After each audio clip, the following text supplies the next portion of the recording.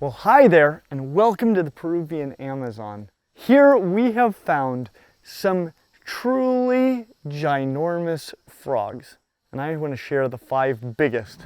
This is a Smoky jungle frog. This one's a male, so he's a little bit smaller than the females, but he's still a dang big frog. And these are the biggest non-toad frogs I have seen here in the Amazon. I will tell you though, there is a bigger frog coming up. It's just a toad. This guy, even though, being a male, he's not the biggest of the Smoky jungle frogs, this guy is a survivor and he's willing to do what it takes to survive, because these guys are, well, they come into the world as tadpoles. The females lay eggs in just a tiny little indentation in the ground. It can often be a long way away from a body of water. And they will lay up to like 1,000 eggs in there. And so for some period of time, the tadpoles need to survive on what's available until a big rain allows them to get to a bigger body of water. Well, the way that you survive in a situation like that is you eat the competition. And these are highly cannibalistic, most likely, when they're young, when they're tadpoles. And only the biggest, toughest, strongest, best eater of siblings will make it. That's this guy.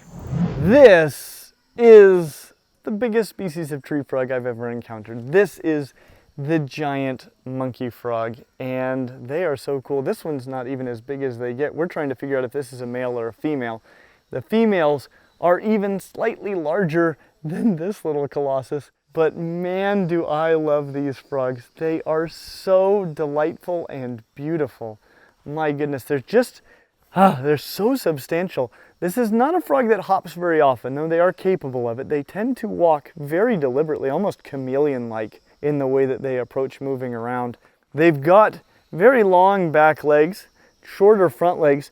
These toe pads, oh my gosh, they've got body color on the toe pads, even though they've got a gap of a different color on the fingers and on the toes for the most part. And then the toes, just all of them, they're just so thick and substantial, and when they grab you, I've never felt a frog hold on to you with hands in the way that this frog holds on to you with hands and feet. Look, it's got opposable toes that it uses to grab on like a monkey, and opposable thumbs that it uses to grab on like a monkey, and it genuinely holds on to you. It is such an amazing feeling. And not only are they big overall, but they are poisonous in a very big way too.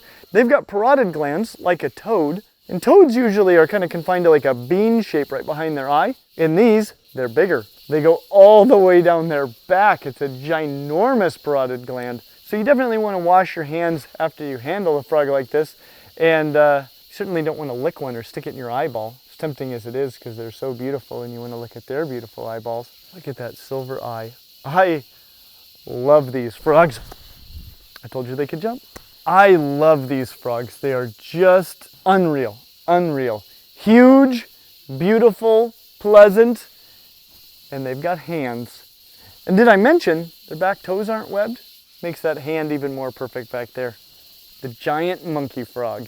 This is the Gladiator tree frog, which is a pretty hardcore name for a tree frog. And it kind of makes sense because, well, for one thing, this tree frog is gargantuan. It's one of the largest tree frogs, at least in the area, maybe in the whole world, because this is huge. This is a huge tree frog. In addition to being absolutely colossal, he also has webbed hands in addition to webbed feet in the back. And so not all frogs have that. The gliding tree frogs do. And I'm not sure if that's what he does with these. He might use that to kind of parachute down, which makes some sense because when you're this big and you live up in a tree, a fall is nastier than if you're small. Anything you can do to maximize your surface area would be dandy. And so I bet that's what these webbed hands are all about. But they go all the way to the toe pads, webbed. Like the convict tree frog, which is a close relative, he's got that little spike off of his, well, what is his ankle. And other than that, just kind of a normal looking frog. He doesn't have the barring on his sides or on his legs like the convict tree frog, but you're not going to confuse them, at least if you find an adult, because this guy is big enough to eat a convict tree frog. I'm going to hypothesize a little bit about the name Gladiator tree frog. One thing that I know about these frogs that leads me to think I understand what's going on here is that the males are larger than the females. Generally speaking, with frogs and really lots of other organisms, females are bigger than males because it means they can make more eggs. Whereas being big as a male is not helpful in terms of like making more sperm. They can already make tons of sperm. Sperm are tiny. But the thing is, sometimes the problem for males is that other males won't let you breed or won't give you access to females. And when that happens, it usually means that the males who are the biggest and best at fighting are the ones that get an opportunity to reproduce. And those are usually the animals where the males are larger. And so I would hypothesize, though I'm not sure, that these males fight with one another. And that is probably why they're called gladiator tree frogs. No matter what though, what a unit. This is one of the most ginormous amphibians that you can find anywhere in the Amazon. One of the largest, if not the largest toad on Earth, and what a dude. I am in love with this toad. This here in the Amazon, this is where they're native. They've become invasive all over the place, most notably in Australia. I think also out in Hawaii, there's a lot of cane toads. Basically anywhere where people tried to grow sugarcane and then ran into the pest species for people trying to grow sugarcane, which are cane beetles. They said, what eats cane beetles? And they're like, oh, how about cane toads? And so they introduced them. Oh, fantastic. And then, what eats cane toads? Yeah, nothing eats cane toads. They're super poisonous. And you can see, look at that parotid gland. Look at that thing. It's ginormous. These guys produce poison like crazy toads. And this is just an absolutely super toad. I am so darned in love with these. If you're looking for a giant amphibian, this is a big one. This rather colossal toad is not another cane toad. This is actually a considerably more rare toad to find. This is a giant smooth-sided toad, and he is very cool. You can hear him doing his little call. For such a big frog, they've actually got a very quiet call even when they're trying to breed.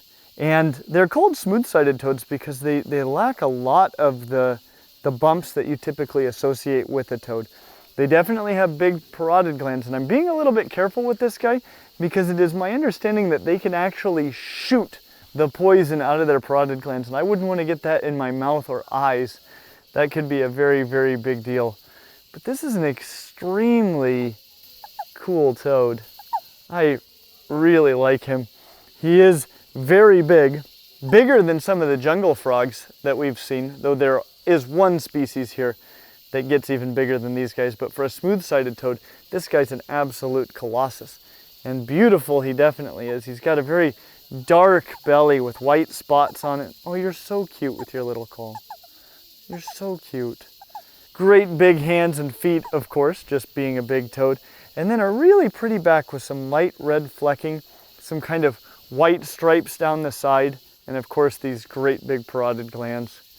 This is a very cool and very big toad indeed. Maybe not quite as big as our cane toad, but definitely a giant smooth-sided toad. Well, that rounds out our list of 5 giant amphibians we encountered here in the Peruvian Amazon. Which one was your favorite? I can't wait to hear. As always, like and subscribe, and we hope to see you real soon.